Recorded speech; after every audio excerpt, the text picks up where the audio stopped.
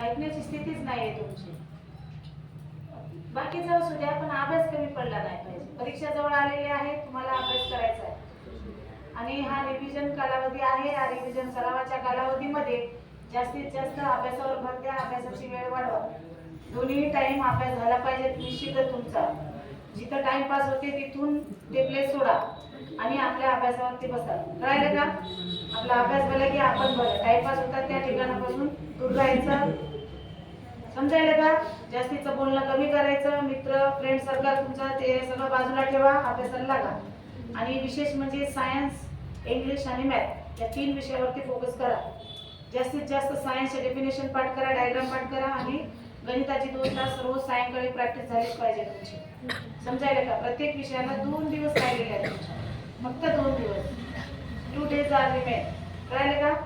त्याच्या व्यतिरिक्त तुमच्याकडे पर्याय नाहीये आणि अभ्यासाला लागायचं आहे. हसण्यावर नेऊ नका.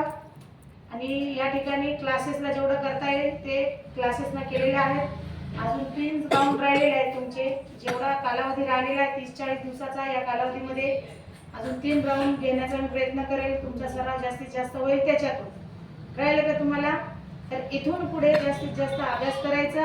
हसणं खेळणं बंद करा. तुमचा वेळ संपलेला आहे. आता रिव्हिजन करायचं आहे.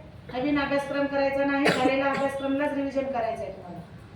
आणि विशेषतः म्हणजे मॅथकडे दुर्लक्ष करू नका. मॅथ सायन्स जे अवघड लेसन जातात, तुम्ही क्लासेसला या, सरांना विचारा, डबल शिकवायला लावा.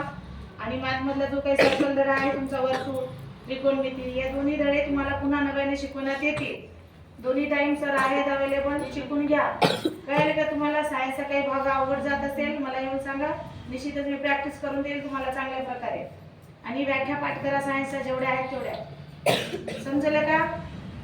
इथून पुढची पायरी तुम्ही आता 10वीची परीक्षा द्यायला, बोर्डाची, थोडंसं केअरफुली राहा. इथून पुढे तुमच्याकडे खूप कमी वेळ आहे. एक दिवस चालले, आठवडा महिना कसा निघून जाईल पत्ता लागणार नाही. तुमचा पेपरचा दिवस उगवेल.